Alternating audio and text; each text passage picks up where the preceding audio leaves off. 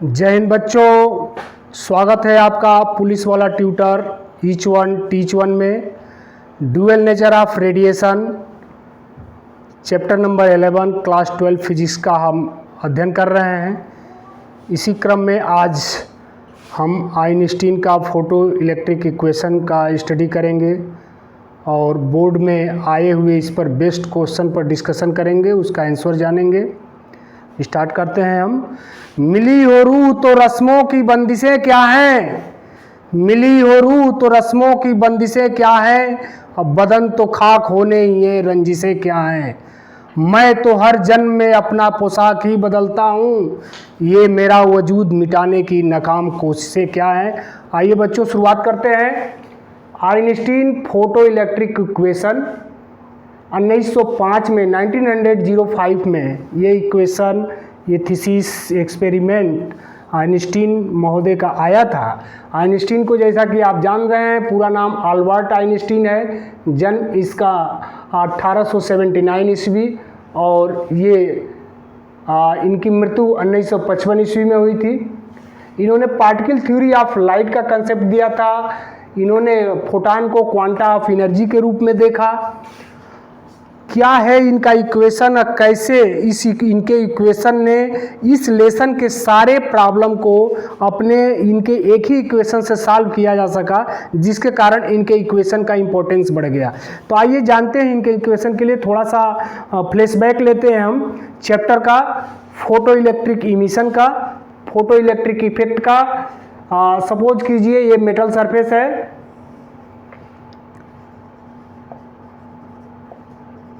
Metal surface पर suppose कीजिए किसी सोर्स से रेडिएशन इंसिडेंट हो रहा है, या आप ये मान के चलें कि लाइट का इंसिडेंट हो रहा है। यहाँ पर इस मेटल सरफेस पर कुछ फ्री इलेक्ट्रॉन हैं, बाउंडेड इलेक्ट्रॉन भी इजेक्ट आउट हो सकते हैं यदि उनको एनर्जी फोटॉन की मिलती है प्रचुर मात्रा में, अधिक मात्रा में। लेकिन ये कंसेप्ट मान के चला जाता है कि जो फ्री इलेक्ट्रॉन हैं जो सरफेस पे ही हैं वो बड़े आसानी से ही एनर्जी पाकर फोटॉन की और इजेक्ट आउट हो जाते हैं। कितनी एनर्जी पा सकते हैं, ये दिमाग में आपके प्रश्न आ सकता है, वो कितनी एनर्जी पाएंगे? तो सभी मेटल्स के अलग अलग वर्क फंक्शन होते हैं जिसको फाइन आर्ट से शो करते हैं। इसके पहले वीडियो में बताया जा चुका है। तो ये मेटल का वर्क फंक्शन हो गया।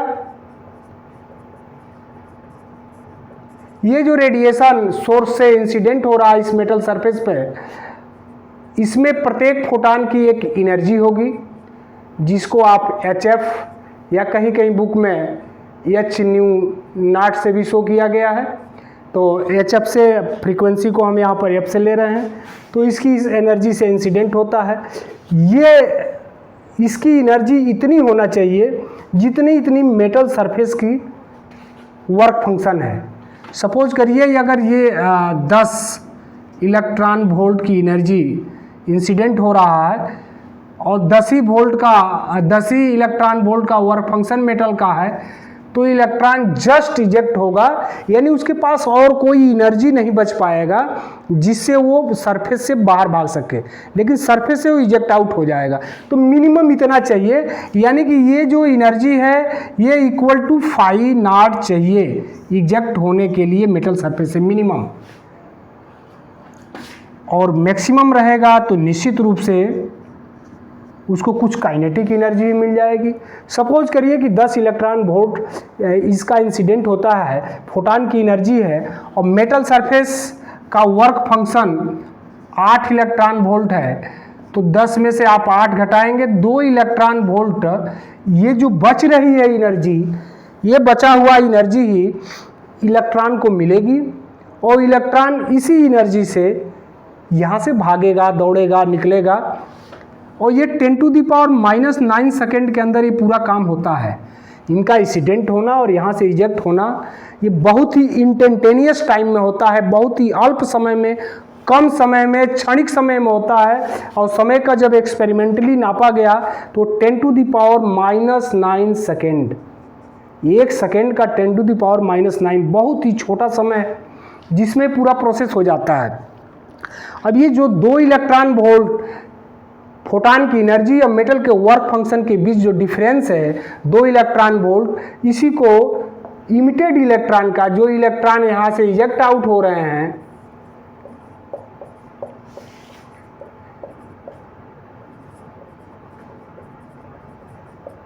या जिनको आप इमिटेड इलेक्ट्रॉन बोलते हैं, उनकी काइनेटिक एनर्जी है। सपोज करिए कि एक कोई बॉल रखा हुआ है, ये मेटल सरफेस का फ्री इलेक्ट्रॉन है, इस पर फोटान का इंसिडेंट होता है। कितनी तेज़ी से ये मारता है, कितनी एनर्जी से, उतनी ही तेज़ी से उछल के भागेगा। तो निश्चित रूप से इसके पास जितनी एनर्जी है उससे ज़्यादा इसकी एनर्जी रहेगी, तो यहाँ से ये उछल के भागेगा, तो उछल के निकलेगा, इजेक्ट आउट होगा, तो वो उसका काइनेटिक एनर्जी हो गया। इन्हीं चीज़ों का, इसका फोटान की एनर्जी, मेटल्स का वर्क फंक्शन और ये जो इमिटेड इलेक्ट्रॉन है इसकी काइनेटिक एनर्जी, तीनों के बीच में एक इक्वेशन आइंस्टीन ने दिया, जिसको आइंस्टीन का फोटो इलेक्ट्रिक इक्वेशन कहते हैं, जिसमें फोटान की एनर्जी, मेटल का वर्क फंक्शन, साथ ही साथ जो इजेक्ट आउट इलेक्ट्रॉन हो रहे हैं, कितनी काइनेटिक एनर्जी लेके इजेक्ट आउट हो रहे हैं, उसकी एनर्जी के बीच में एक संबंध बनता है, जिसको आइंस्टीन का फोटो इलेक्ट्रिक इक्वेशन कहते हैं। सपोज करिए फोटान जो इंसिडेंट हुआ ई एनर्जी से, वह फोटान जो इंसिडेंट किया मेटल सरफेस पर ई एनर्जी से, वो वहाँ पर मेटल सरफेस के work function phi not plus जो इजेक्ट आउट इलेक्ट्रॉन हो रहे हैं, कितनी काइनेटिक एनर्जी लेके इजेक्ट आउट हो रहे हैं, maximum kinetic energy of emitted electron. यहाँ से इक्वेशन बनता है। एनर्जी को अगर हम फ्रीक्वेंसी के टर्म्स में लिखते हैं तो HF equal to phi not plus kinetic energy maximum of emitted electron. अगर हम यहाँ से काइनेटिक एनर्जी मैक्सिमम की वैल्यू निकालते हैं इमिटेड इलेक्ट्रॉन का, kinetic energy maximum of emitted electron equal to HF minus phi not, यह इक्वेशन ही आइंस्टीन महोदय का फोटो इलेक्ट्रिक इक्वेशन कहलाता है। इसी पर बेस्ड करके हम सारे इस चैप्टर्स के न्यूमेरिकल को बहुत इजीली सॉल्व कर सकते हैं। इसको आपको नोट कर लेना है, इजीली याद कर लेना है। ये अक्सर 2 मार्क्स में, 1 मार्क्स में, 2 मार्क्स पर इस पर बेस्ड क्वेश्चन आते हैं कि what is photo electric effect and right the equation of Einstein photo electric equation. तो आइंस्टीन का फोटो इलेक्ट्रिक इक्वेशन आप ये लिख देंगे, फिगर आप बना ले जाएंगे तो फोटो इलेक्ट्रिक इफेक्ट को समझा ले जाएंगे। अब 2 क्वेश्चन जो बोर्ड में पूछे गए हैं, दोनों का आंसर बिल्कुल मिलता जुलता है। क्वेश्चन को आप पहले भली बात पढ़ लें। ये CBSE बोर्ड के 2019 में, 2019 के अलग अलग पेपरों में, मॉडल पेपरों में, अलग अलग सेट्स में ये क्वेश्चन आए हुए हैं। पहला क्वेश्चन हम पढ़ते हैं, why is wave theory of electromagnetic radiation not able to explain photo electric effect. 2 part में क्वेश्चन है। पहला पार्ट देखें, why is wave theory of electromagnetic radiation not able to explain photo electric effect. इसका दूसरा part है, how does photon picture resolve this problem. Photon इस picture में कैसे इस प्रॉब्लम को सॉल्व कर लेता है। तो क्वेश्चन का आंसर हम बोर्ड में अपने कॉपी में कैसे लिखेंगे, इसका तरीका हम आपको यहाँ पर बता दे रहे हैं, और इसका आंसर क्या होगा वो भी बता दे रहे हैं। तो क्वेश्चन आप देख लें, why is the wave theory of electromagnetic radiation not able to explain photo electric effect. Question ये कह रहा है कि वेव थ्योरी जो आज तक हम समझते आए हैं, या जो साइंटिस्टों ने 1905 से पहले ये बताते आए साइंटिस्ट कि लाइट एक वेव है, और लाइट यदि वेव है तो उसके लिए तमाम एक्सपेरिमेंट हुए, इंटरफेरेंस का, डिफ्रैक्शन का, पोलराइजेशन का, और तीनों फेनोमेना, तीनों एक्सपेरिमेंट ये प्रूव कर रहे थे कि लाइट एक वेव नेचर है, लाइट का अपना वेव नेचर होता है, उसको पार्टिकल नेचर नहीं माना जा रहा था। फोटो इलेक्ट्रिक इफेक्ट लाइट के पार्टिकल नेचर को एक्सपेरिमेंट करता हुआ एक एग्जाम्पल साबित हुआ। उस चीज़ को ये कह रहा है कि why is wave theory of electromagnetic wave radiation not able to explain photo electric effect. तो ये फोटो इलेक्ट्रिक इफेक्ट को क्यों नहीं प्रूव कर पाया? क्योंकि अगर वेव नेचर लाइट का है तो इंटरफेरेंस दिखा रहा है, डिफ्रैक्शन का फेनोमेना दिखा रहा है, पोलराइजेशन का फेनोमेना दिखा रहा है, लेकिन वो फोटो इलेक्ट्रिक इफेक्ट को नहीं दिखा रहा है। तो इसका आंसर कैसे लिखेंगे? बिकॉज, इतना लिखने के बाद wave theory of electromagnetic radiation not able to explain photo electric effect. अब लिखेंगे because if light is electromagnetic wave, यदि लाइट इलेक्ट्रोमैग्नेटिक वेव है तो क्या करेगा? वहाँ पर दो चीज़ें वहाँ पर वो नहीं साबित कर पाएगा। क्या क्या? एग्जिस्टेंस ऑफ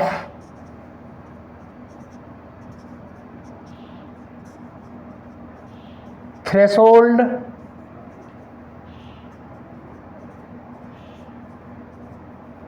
फ्रीक्वेंसी, जिसको आप एफ नॉट से शो करते हैं। दूसरा, अगर लाइट वेव है तो इसमें फोटो इलेक्ट्रिक इफेक्ट में जो फेनोमेना होता है कि लाइट या रेडिएशन इंसिडेंट करता है मेटल सरफेस पर, तो 10⁻⁹ सेकेंड में ही, बहुत कम समय में ही वहाँ से फ्री इलेक्ट्रॉन इजेक्ट आउट हो जाते हैं अपनी काइनेटिक एनर्जी लेके। वो चीज़ें नहीं हो पाएगा, तो उसको दिखाता है, इसको लिखते हैं इंस्टेंट इजेक्शन, या इजेक्शन को आप लिखते हैं इमिशन भी लिखते हैं ऑफ फोटो इलेक्ट्रॉन।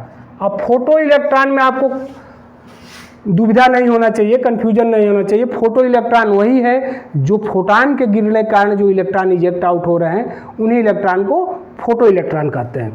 तो इंस्टेंट इजेक्शन या इमिशन ऑफ फोटो इलेक्ट्रॉन, ये बहुत ही कम समय में इजेक्ट आउट हो जाते हैं 10⁻⁻10 सेकेंड के अंदर।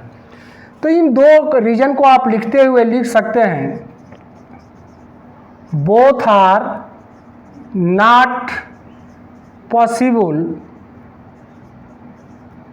इन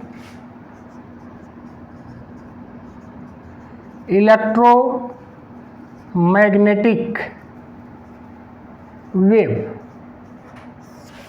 क्वेश्चन एक बार और देख लें, why is wave theory of electromagnetic radiation not able to explain photo electric effect, पहला पार्ट।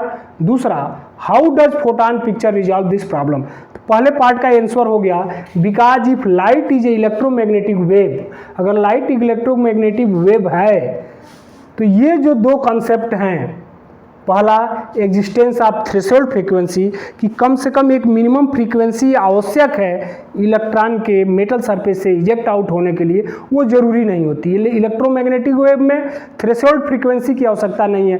किसी भी फ्रीक्वेंसी का अगर रेडिएशन इंसिडेंट हो रहा है तो इलेक्ट्रॉन को इजेक्ट आउट हो जाना चाहिए। लेकिन यहाँ पर एक थ्रेशोल्ड फ्रीक्वेंसी का कंसेप्ट है, एक बात है कि मिनिमम इतना तो चाहिए इलेक्ट्रॉन को इजेक्ट आउट होने के लिए। तो आप दोनों, दूसरा कि ये जो प्रोसेस होता है इंस्टेंटेनियस होता है, बहुत ही क्षणिक होता है, कम समय में होता है, पलक झपकते ही हो जाता है, तो इस प्रोसेस में बहुत कम समय लगता है।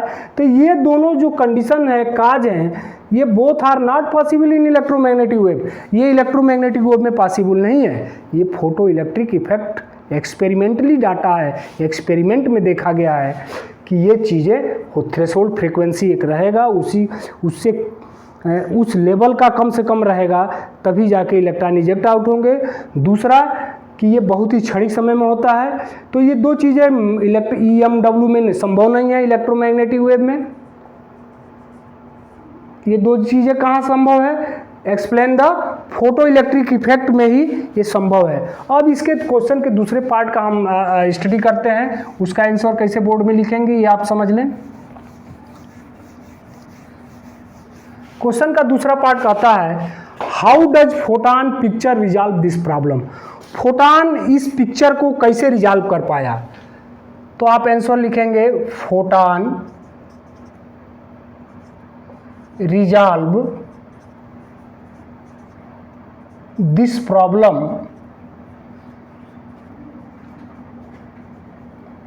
Bye its own property. Photon इस प्रॉब्लम को कैसे रिजॉल्व करता है? अपनी व्यक्तिगत गुण से, अपने व्यक्तिगत स्वभाव से, व्यक्तिगत प्रॉपर्टी। उसका व्यक्तिगत ओन प्रॉपर्टी क्या है उसका फोटॉन का? तो इसके दो प्रॉपर्टी हैं। फोटॉन का एक प्रॉपर्टी है पार्टिकल नेचर ऑफ फोटॉन, और दूसरा है energy of photon. Energy of photon को आप दिखाते हैं इक्वल टू HF। तो दूसरे पार्ट के आंसर में आप बस इतना ही लिखेंगे, photon resolve this problem bye its own property. पहला लिखेंगे पार्टिकल नेचर ऑफ फोटॉन और दूसरा एनर्जी ऑफ फोटॉन। तो इस अपने दो ही प्रॉपर्टीज के कारण फोटॉन इस प्रॉब्लम को रिजॉल्व कर लेता है। उम्मीद है आप नोट कर लिए होंगे। अब आते हैं दूसरे क्वेश्चन को देखते हैं। दूसरा क्वेश्चन कहता है कि explain with the help of Einstein photo electric equation. अब यहाँ पर देखिए, जो अभी हम लोग पहला टॉपिक जो हम लोग पढ़े आइंस्टीन फोटो इलेक्ट्रिक इक्वेशन, यानी कि kinetic energy maximum of emitted electron equal to energy of photon minus work function of metal. तो कह रहा कि explain with the help of Einstein photo electric equation any two observation और picture in photo electric effect with can not be explain by wave theory. अब देखिए उस question का vice versa हो गया। अब यहाँ पर वहाँ पर क्या था कि वेव थ्योरी नहीं एक्सप्लेन कर पाया फोटो इलेक्ट्रिक इफेक्ट को। यहाँ पर कह रहा है कि फोटो इलेक्ट्रिक इफेक्ट के माध्यम से समझाने का प्रयास करिए और ऐसे दो कारण बताइए जो हम जो है वेव थ्योरी के माध्यम से नहीं प्रूव कर सकते। बात वही चीज़ है, लिखने के बोर्ड में कॉपी में आपके लिखने का तरीका अलग अलग होना चाहिए। तो इसको लिखते हैं, दो कारण पूछ रहा है। तो पहला कारण हम लिखते हैं फर्स्ट रीजन,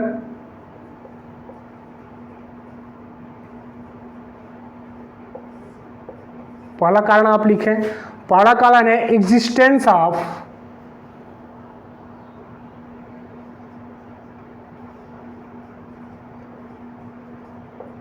थ्रेशोल्ड फ्रीक्वेंसी।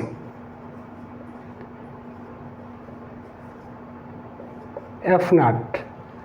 पहला कारण तो आप यही लिख देंगे, एग्जिस्टेंस ऑफ थ्रेशोल्ड फ्रीक्वेंसी, कि वेव थ्योरी में हम थ्रेशोल्ड फ्रीक्वेंसी का कोई कंसेप्ट नहीं है, ना वहाँ कोई ज़रूरी है। यहाँ पर एक थ्रेशोल्ड फ्रीक्वेंसी होना चाहिए जिस पर ही वो इलेक्ट्रॉन इजेक्ट आउट होंगे। तो एग्जिस्टेंस ऑफ थ्रेशोल्ड फ्रीक्वेंसी में आप लिख सकते हैं ये सब चीज़ें क्या हैं, एक्सपेरिमेंटल हैं। ये सब एक्सपेरिमेंट से ही प्रूफ किया गया है ये सब चीज़ें। तो ये एक्सपेरिमेंटल डाटा है। क्या है? If light is a wave, light यदि वेव रहता तो लो फ्रीक्वेंसी ऑफ लाइट, और इसको आप रेडिएशन भी बोलते हैं, R radiation cause emission from metal surface। यदि लाइट वेव रहता, लाइट के अंदर वेव नेचर रहता, तो ये क्या करता, लो फ्रीक्वेंसी या कम फ्रीक्वेंसी भी या रेडिएशन उसका काज बन जाता, कारण बन जाता किस चीज़ का, इमिशन फ्रॉम मेटल सरफेस से इमिशन के लिए। तो लेकिन यहाँ पर पार्टिकल थ्योरी में एक थ्रेशोल्ड फ्रीक्वेंसी का कॉन्सेप्ट है, वो कॉन्सेप्ट वहाँ पूरा नहीं हो पाता। दूसरा क्या है, दूसरा कारण लिख सकते हैं जो अभी हम पहले क्वेश्चन में हम लोगों ने देखा, instant ejection of photo electron. Instant ejection of photo electron का मतलब 10⁻⁹ सेकेंड के अंदर ही रेडिएशन होने और इलेक्ट्रॉन निकलने का समय का अंतर होता है, बहुत ही कम समय होता है। तो instantaneous ejection of photo electron, यहाँ ब्रैकेट में आप नो डिले लिख सकते हैं, नो डिले टाइम, कोई टाइम का डिले नहीं होता है। जबकि अगर लाइट वेव रहती तो क्या होता, इसको आप नोट कर लीजिए।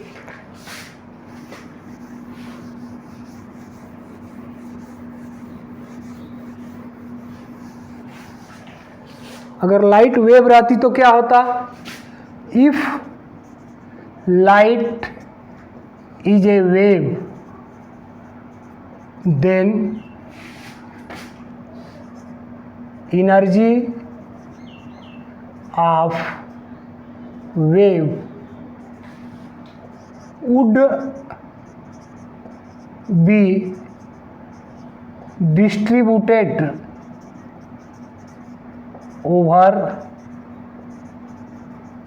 large number of electron। If light is a wave, यदि लाइट वेव जैसा बिहेव करता तब क्या होता, then energy of wave would be distributed over large number of electron. यानी मेटल सरफेस के ऊपर जितने भी फ्री इलेक्ट्रॉन हैं, अगर लाइट वेव रहता है, ये सोचा जा रहा है, यदि लाइट वेव रहता, वेव जैसा बिहेव करता, तो उस मेटल सरफेस के जितने भी इलेक्ट्रॉन हैं उस लाइट वेव के रूप में, एनर्जी के रूप में आता और सारे इलेक्ट्रॉनों में उनके एनर्जी क्या हो जाते, डिस्ट्रीब्यूट हो जाते। और डिस्ट्रीब्यूट हो जाते तो फिर जो है, जो फ्री इलेक्ट्रॉन हैं उनको sufficient energy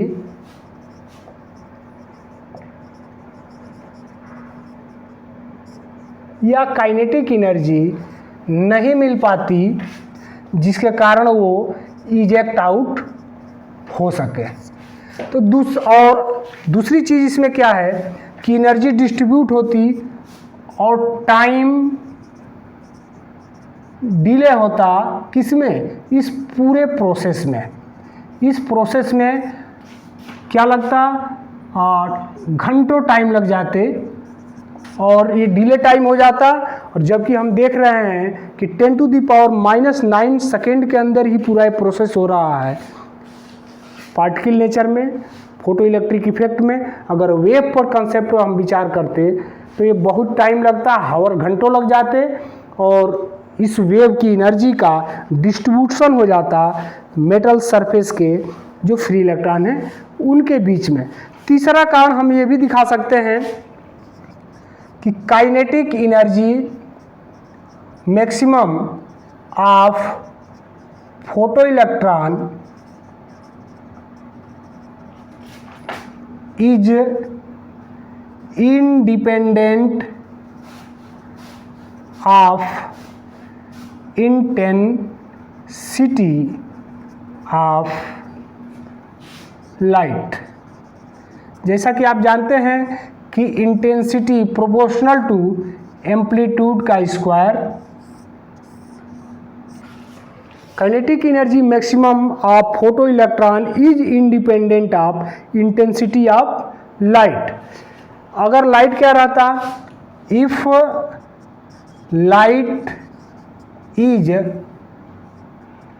electromagnetic,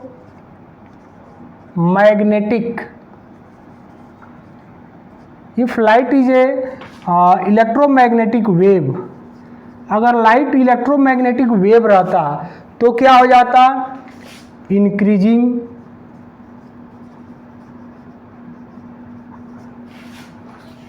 intensity of light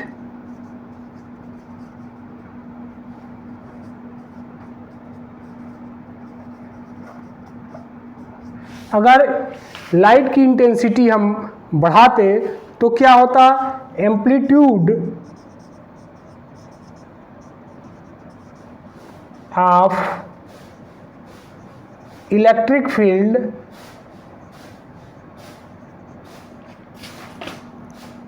जिसको आप ई नॉट से दिखाते हैं and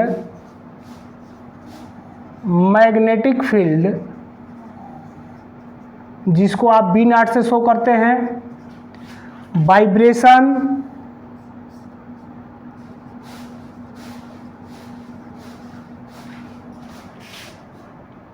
because I is proportional amplitude का स्क्वायर। अगर लाइट इलेक्ट्रोमैग्नेटिक वेव रहता तो क्या होता, लाइट अगर इलेक्ट्रोमैग्नेटिक वेव रहता है तो जो ही हम इंटेंसिटी लाइट की बढ़ाएंगे, 100 वाट के बल्ब की जगह पर 200 वाट का बल्ब लगाएंगे तो क्या होगा, इलेक्ट्रिक फील्ड और मैग्नेटिक फील्ड में वाइब्रेशन स्वाभाविक था। तो आपको जो भी बोर्ड के समय में दो प्रॉब्लम आपको याद आ जाए, दो रीजन इसके याद आ जाए, उसको आप लिख लेना।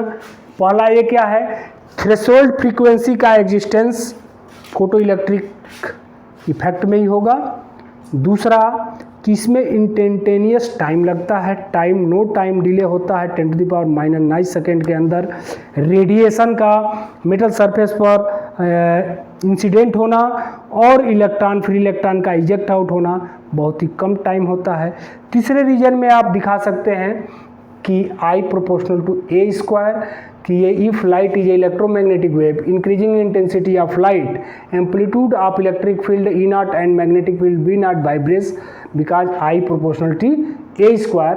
तो आप दो ये तीन कारण ही आप दिखा सकते हैं और तीन में से अक्सर बोर्ड परीक्षाओं में दो ही कारण पूछे गए हैं।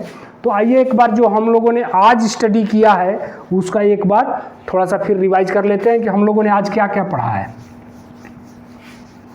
हम लोगों ने आज पढ़ा कि आइंस्टीन महोदय का फोटो इलेक्ट्रिक इक्वेशन, दूसरा कि wave theory photo electric effect को या लाइट के पार्टिकल नेचर को कैसे नहीं प्रूव कर पाया, या फिर फोटॉन इस प्रॉब्लम को कैसे रिजॉल्व कर पाया।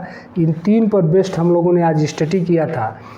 तो पहला हमने क्या किया था, आइंस्टीन महोदय का कि यदि फोटॉन का रेडिएशन या लाइट इंसिडेंट होता है किस पर, मेटल सरफेस पर, तो मेटल सरफेस का एक वर्क फंक्शन होता है, सभी मेटल्स का अलग अलग होता है, जिसको आप फाई नॉट से शो करते हैं। E=hf फोटॉन की एनर्जी होती है और जो इलेक्ट्रॉन वहाँ से इजेक्ट आउट होता है उसको बोला जाता है kinetic energy maximum of emitted electron. तीनों के बेस्ड एक फार्मूला बनता है जिसको kinetic energy max equal to E minus phi not, E को आप HF लिख लेते हैं इक्वल टू फाई नॉट। ये आपका फार्मूला बन जाता है जिसको आइंस्टीन इक्वेशन बोला जाता है, बोर्ड में पूछा जाता है, आप इसको लिखेंगे। दूसरा, why is wave theory of electromagnetic radiation not able to explain photo electric effect. तो वही दो कारण, एग्जिस्टेंस ऑफ थ्रेशोल्ड फ्रीक्वेंसी और नो डिले टाइम, कि इस प्रोसेस में कोई टाइम डिले नहीं होता है, 10⁻⁹ सेकेंड के अंदर ही रेडिएशन का इंसिडेंट होना और मेटल सरफेस से इलेक्ट्रॉन को अपनी मैक्सिमम काइनेटिक एनर्जी लेकर इजेक्ट आउट होने की प्रोसेस पूरी होती है। अगर लाइट वेव रहता तो वेव की एनर्जी मेटल सरफेस के फ्री इलेक्ट्रॉनों में डिस्ट्रीब्यूट होने पर घंटों टाइम लगता और वो प्रोसेस इंस्टेंटेनियस नहीं हो पाता।